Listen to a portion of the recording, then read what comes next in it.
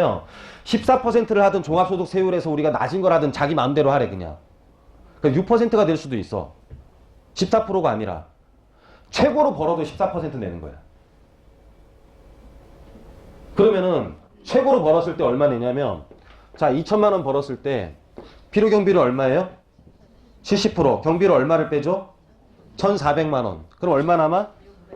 600만 원. 경비를 받으면 200만 원 남고. 그쵸? 안 남았어. 그럼 600만 원에 대해서 공제를 안 했단 말이에요. 안 남았으면 내가 14%를 곱해서 세금을 낼 건지 아니면 이거는 과세 구간이 다른 소득이 없으면 어차피 6%잖아요. 그럼 6%만 내면 되는 거야. 36만 원. 1년에. 세금 아까워요. 이게 안 아깝다라니까. 버는 거에 비해서는. 이해 가시죠? 그래서 지금까지 아마 되게 헷갈리고 뭐 많았을 텐데 이게 제가 정확하게 맞는지는 모르겠어요. 일단은 제 나름대로는 되게 연구를 많이 한 건데 의심스러운 게 있으시면은 세무사한테 물어보셔도 되고 오늘 강의가 좀 머릿속에 잘 안 들어오면 유튜브로 아마 다음 주에 뜰 거예요. 유튜브 들어가서 전은성 쳐도 나오고 뭐 부동산 뭐 쉽게 하기인가 뭐 치면 나와. 전은성 쳐도 나올 겁니다 아마. 유튜브나 들어가시면 아니면 저희 카페에 가입을 하셔도 저희가 올릴 거고. 그래서 여태까지 강의했던 것들은 인터넷상에 많이 돌아다녀요. 저희 카페 회원이 되셔도 카페 안에서도 볼 수가 있고 하니까 아마 회원들 가입하시면 좋을 겁니다. 그냥 카페 가입은 네이버에서 그냥 부동산 투자 쉽게 하기 쳐도 되고 세종국토개발 쳐도 되고 아마 전은성 쳐도 아마 나올 거예요. 세종부동산 사이트가. 카페가. 그러면 가입만 하시면 됩니다. 그러면 현재는 경비율이 70%면은 방금 이제 아까 했던 것이고, 그쵸? 비과세 구간. 비과세 구간. 아무것도 포함되지 않는 거. 소득이 아예 없는 사람으로 보는 거. 소득이 나라에서 아예 없는 사람으로 보는 것이, 월 111만 원까지는 벌어도 아무 소득이 없는 사람으로 봐, 나라에서는. 그래서 월 111만 원 벌면은 어떻게 되냐면은 피부양자의 자격을 그냥 유지를 해버려요. 그 나라에서 별 의료보험이 별도로 안 나온다니까 자식 밑에 있는 거 계속 유지해. 왜냐면 소득이 아예 없는 사람으로 봐. 111만 원 벌면은 1333만 원이잖아요. 그쵸? 1333만 원에 경비율이 몇 퍼센트? 70%. 1333만 원 곱하기 70%를 하면은 933만 원이 나온대. 그러면 소득 금액이 400으로 잡히잖아요. 그죠? 기본공제 400을 하면 과세 표준이 제로가 되는 거야. 무슨 말인지 이해 가십니까? 그래서 월 111만 원까지는 어르신들 그냥 벌어도 아무 상관없다. 무슨 말인지 이해 가시죠? 111만 원만 더 있어도 그냥 삶이 좀 많이 바뀌어. 친구한테 밥도 사줄 수가 있고, 밥 먹을 때 숫자를 안 시키고 그림을 시킬 수가 있어. 그럼 밥 먹을 때 어떻게 시켜요 지금? 7,000원짜리 시키잖아. 숫자를 시킨다니까. 숫자. 메뉴를 안 시키고 그림을 시킬 수가 있다니까. 이거 주세요. 그러니까 손이 메뉴판에 왼쪽으로 간다니까. 오른쪽으로 안 가고. 없는 사람 시킬 때 숫자에다 손이 가거든. 이거 주세요. 있는 사람은 그림을 찍는다니까. 무슨 말인지 알아요? 네? 111만 원만 더 있어도 삶이 그렇게 바뀌어. 시킬 때 이거 주세요로 바뀐다니까. 지금 이렇게 하지 말고. 소득 금액이 제로다.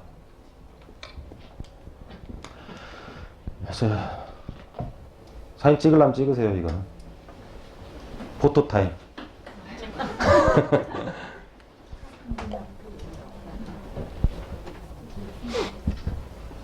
잘 못 찍게 하는데 찍으십시오. 이거.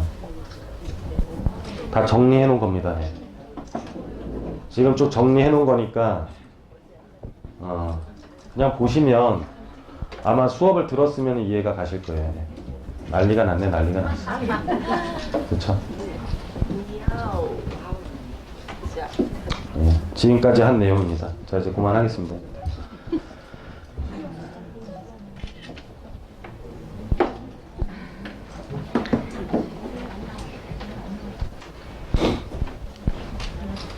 자, 마지막 마지막 이제 임대 소득에 따른 건강보험료인데 아까도 말씀드렸다시피 월 111만 원, 1333만 원까지 버는 것은 연 피부양자 자격을 그냥 유지를 해요. 유지를 하는 거고, 그리고 등록한 임대소득에 대해서 등록을 하면 분리과세 대상 사업자는 임대 의무가 떠난 건보료 인상 대폭 감면을 한다. 그래서 요거는 20년 말 아닌 감면 연장을 계속 검토를 한대요.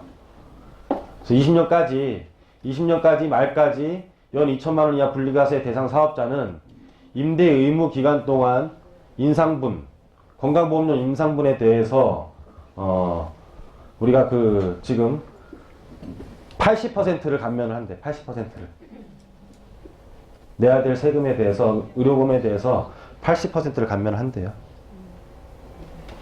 여하튼 간에 1333만 원까지는 아예 안 내. 건보료 인상도 거의 없어요.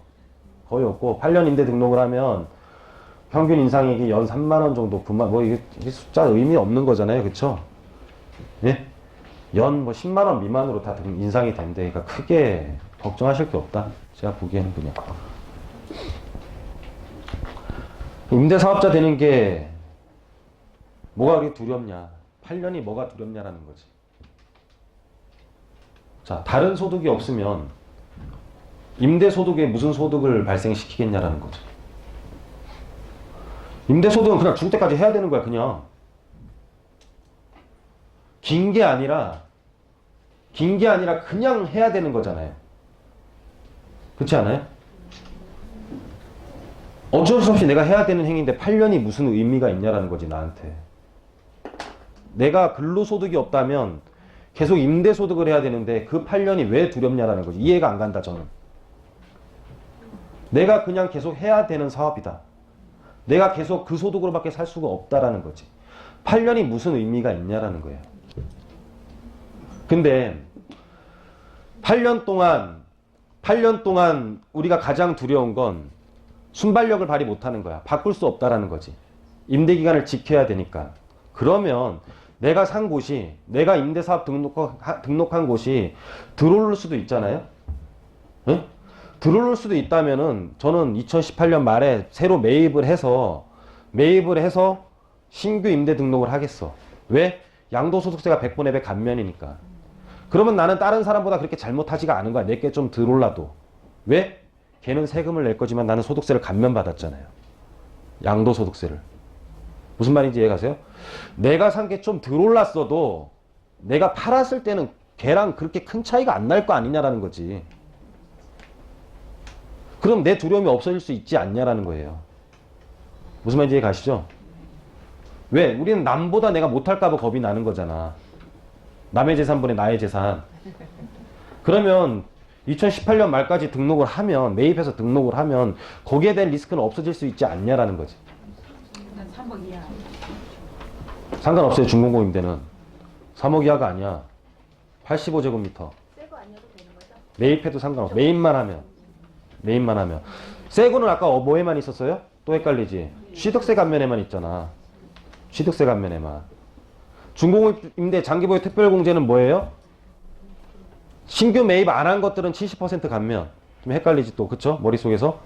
헷갈려도 돼. 질문할 수 있는 건 굉장히 대단한 거예요.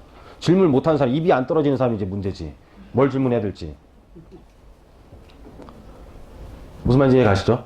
100% 감면 조항은 18년 말까지 신규 매입해가지고 3개월 이내 등록을 해야지만, 매입하고 3개월 이내 등록해야 돼요. 3개월 넘으면 또 안 돼. 3개월 넘어가면 어떻게 돼요? 또 70% 감면으로 바뀌는 거야.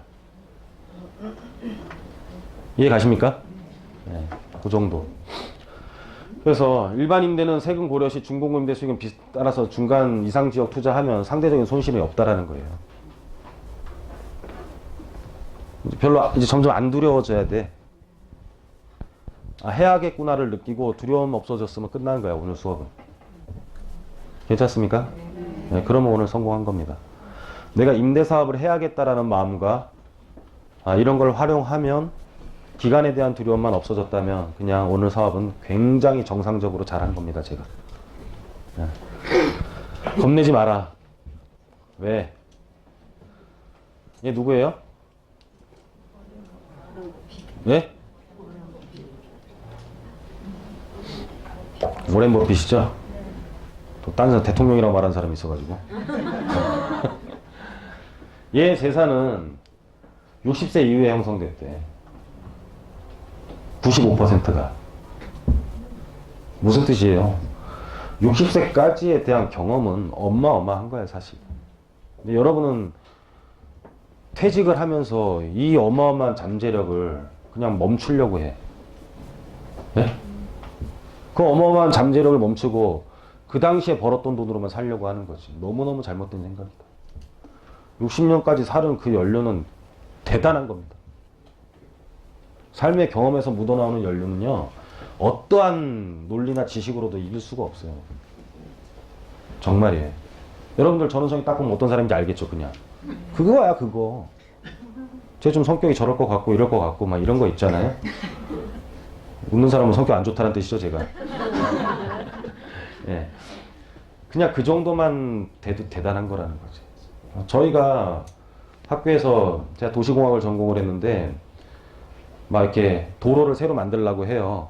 그래서 막 거기서 교통영향 평가를 하고 있어. 막 차 지나가는 거를 지고, 막 피크아웃 타임이라고 해가지고, 뭐 제일 제일 어떤 복잡한 시간에 차가 몇 대 가느냐 막 이렇게 재는 거야. 재고 있는데, 이제 우리는 여기서 도로를 하나 만들어도 되냐 타당성 검토를 하고 있는 거지. 한 70, 80대 노인네가 둘이 와요, 딱 이렇게. 그래서 뭐 해? 그래서 여기 지하도 만들려고 검토하고 있는데요. 여기 필요 없어. 그럼 끝이야. 거기서 40년 사는 사람 노인네 둘이 와가지고 여기 필요 없다 그러면 모든 게 끝나버려요, 그냥. 다 필요 없어, 그냥. 그냥 그거야. 여러분들 다 그런 거라는 거죠. 여러분들이 여태까지 살아온 그 아까운 감과 어떤 촉 이런 거 있죠. 그리고 연륜, 여태까지 경험했던 것을 다 그때 것까지만 버는 걸로 산다라는 자체가 잘못됐다는 거잖아요. 어차피 우리가 살아가려면 소득이 있어야 되는 거고. 그렇죠? 그리고 너무 뭐 투자 이런 거 생각하지 마라. 막 개발 이런 거 생각하지 말고 언제 될지도 모르는 거. 뭐 오늘 압구정동 추진위원회 설립한다고 막 나왔대요. 그렇죠? 빨리 될 것 같아요? 음마아파트 2002년에 추진위원회 설립됐어요. 음마아파트 2002년, 15년 돼서 15년. 그럼 16년째네 이제.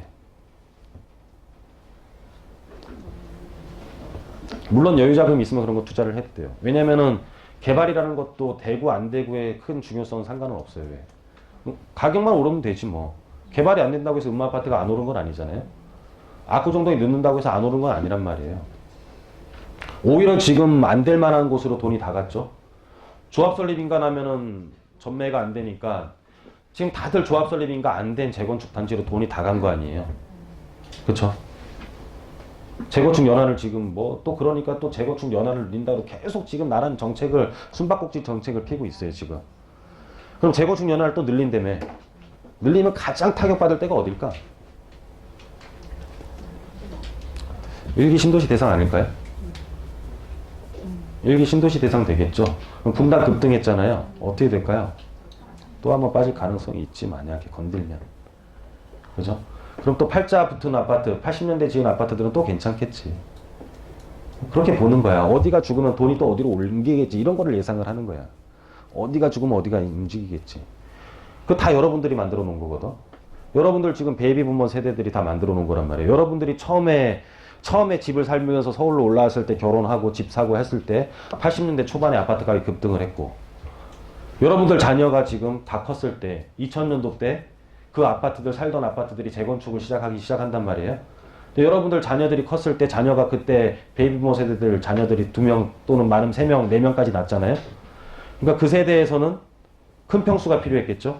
그래서 재건축할 때 큰 평수가 급등을 하게 돼요. 근데 여러분들이 은퇴 준비를 못 하다 보니까는 지금 대형 평수들의 가격은 떨어지고 있는 거고, 핵가족화가 돼요. 여러분들 다 만들고 있는 거란 말이에요. 앞으로 지금 은퇴하는 사람들이 몇 명일 것 같아요? 베이비 부모 세대부터 53년부터 해가지고 지금 63년부터 93년생까지가 3천만 명이야. 우리나라 경제 인구, 우리나라 인구 3천만 명이 그 30년 안에 있단 말이에요. 무슨 뜻이냐면은 그 1세대가 은퇴를 하기 시작하면은 나머지 93년생까지가 은퇴를 하는 게 30년이 걸릴 거 아니에요? 30년 동안 3천만 명 은퇴한다는 소리야. 그럼 3천만 명이 뭐 갖고 살까요? 무슨 소득으로 살 것 같아? 물론 취업이 고령화가 좀 될 수는 있겠지, 일본처럼. 예? 연세 들면 일본 사람들 지금 뭐 일본에서 호텔에서 일하는 이런 뭐 벨보 이런 다 지금 호텔에서 음식 나르고 이런 사람들 대부분 연세 든 사람들 많잖아요. 물론 조금 더 정년이 연장되는 것 뿐이겠지. 다 무슨 소득으로 사실 거냐라는 거지. 무슨 소득? 일본을 한번 예를 들어볼까요? 소득. 이게 제가 한 5년 됐을 거예요. 5년 전에 찍어온 것 같은데,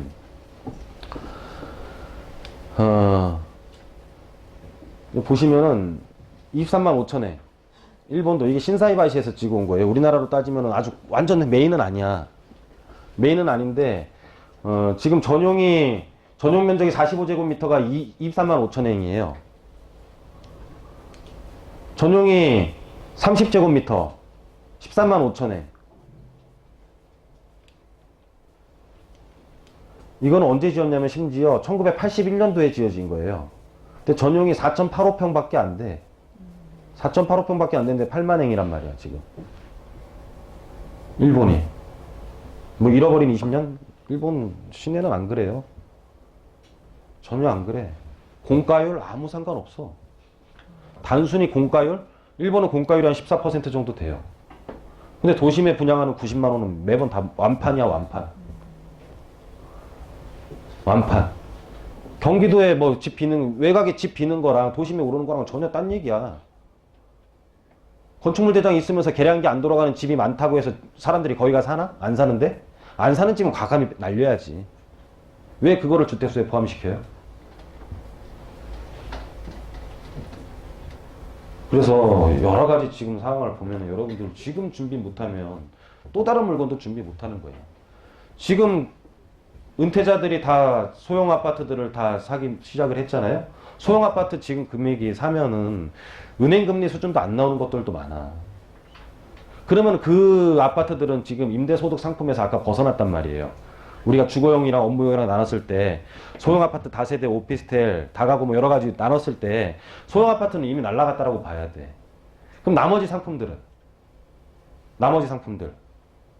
서울에 지금 다세대 같은 경우 지을 땅들이 많이 있을 것 같아. 천만에 만만의 말씀. 거의 없습니다, 이제. 거의 바닥 났습니다. 한 작년부로 거의. 그러니까 그런 물건들도 지금 물건은 공급이 한정돼 있는 상태에서 은퇴자들은 계속 늘어나요. 어떻게 되겠어요? 소형 주택들 굉장히 적습니다. 굉장히 작아요. 작은데 왜 임대가 나갈 것 같을까요? 빈민은 도심에 존재해요. 가난한 사람은 도심에 있지 외곽에 있지가 않아. 그 사람들 살 집도 현저히 부족합니다. 외곽이 안 될수록 다 어디로 모여요? 대리운전이라도 하려면 도심에 있어야 돼요. 도심에 있어야 돼요. 저소득층들 계속 모입니다. 계속. 양극화 되죠. 고소득, 저소득 양극화 됩니다. 계속. 도심이라는 곳은 원래 그래요. 그럼 아예 위에 붙든가 밑에 붙든가 어정쩡하면 아무것도 안 된다. 취직도 마찬가지지. 그렇죠? 전문대 가서 치기공이 되든가 서울대 가서 의대를 나오든가 중간에 저처럼 이상한 중간대학교 나면 어떻게 돼요? 제가 중앙대 나왔거든요. 우리끼리는 중간대라 그래요. 어떻게 돼요? 취업 못해 잘. 저희 사무실 지금 기사 뽑는데 지금 이력서 온 거 보니까 기도 안 차요 제가. 네? 4년째 뭐 무슨 뭐 토익이 몇 점이니 기사 토익이랑 뭔 상관이야. 내가 영어 할 것도 아니고 뭐 내가 뭐 유학 간 뭐 외국으로 갈 것도 아니고 그쵸? 지금 그런 시기다. 그래서 여러분들 지금 준비 못하면 계속 여러분의 물건은 다른 사람들이 계속 잠식해가는 거잖아. 소형 아파트 오르는 것처럼. 그렇지 않아요? 준비를 잘 해야 돼요. 그런 것들 중에 또 개발이 되면 여러 가지 지금 메커니즘을 갖고 있어요. 그런 것들이 또 개발될 가능성도 있단 말이야. 왜냐면은 재건축 같은 경우는 유지보수 수선으로 이제 90년대 이후의 아파트들은 갈 가능성이 높지만 그러면 건설회사들은 뭐 하냐라는 거지. 그럼 도심에서 계속 주택 공급하려면은 계속 재건축 못하면 재개발해야 되는데 재개발은 법률을 또 완화할 수밖에 없는 구조를 갖고 있단 말이야. 그럼 새로 신규 주택들이 공급이 안 될 경우에 그 지역이 개발될 가능성도 나중에는 있을 거 아니냐라는 거지. 예? 그렇다면 임대소득으로 갖고 있다가 굉장히 오래되면 거기가 재개발이 될 수도 있다라는 거예요. 오래되면. 우리가 개포주공을 처음부터 개발로 산 거 아니잖아? 살다 보니 개발된 거잖아요. 그런 것처럼 영동주공 아파트 월세 받으려고 갖고 있다가 재건축이 된 것처럼 소형 아파트들. 나중에 왜 주택에선 그런 현상이 안 일어날 거라고 생각을 해요? 예전에 영동주공들 다 여러분들 도곡주공들 돈 좀 있으신 분들 다 월세 놀라 갖고 있었던 것들 아닌가? 다 월세 놀라 갖고 있었단 말이야. 10평대 아파트들 15평 17평짜리 그런 것들이 재건축됐잖아 다. 근데 왜 재개발에서는 단독주택들 우리가 다세대 주택들이 왜 그렇게 될 거라고 생각들을 안 하세요? 다 돼. 왜? 재개발은 노후도를 점점 완화시킬 수밖에 없어요. 접도율이랑. 왜? 기존법이 있어봤자 아무 상관이 없으니까. 근데 재건축 자체는 현재 용적률을 높이지 않으면은 재건축 같은 경우는 용적률을 높이지 않으면은 90년대 아파트들은 다 토지를 잘 활용하고 있단 말이야. 잘 활용하고 있다면 유지보수 수선으로 가는 거겠지. 그럼 집단적인 아파트를 건축할 수 있는 회사들, 건설회사들이 먹고 살려면 집단적인 규모만 개발을 해야 될 거 아니에요. 예? 집단적인 규모를 개발할 수 있는 게 그럼 아파트는 유지보수 수선과 뭘로 집단 개발을 하겠냐라는 거야. 외곽에서만 천만의 말씀이에요. 도심이 계속 해야지. 도심 술러맞게 냅둘 것 같아요? 절대로. 안 그래요. 어디든지 가면. 그래서 임대를 하고 놓다 보면 그런 것들 중에 효자 노릇을 하는 것들도 나와.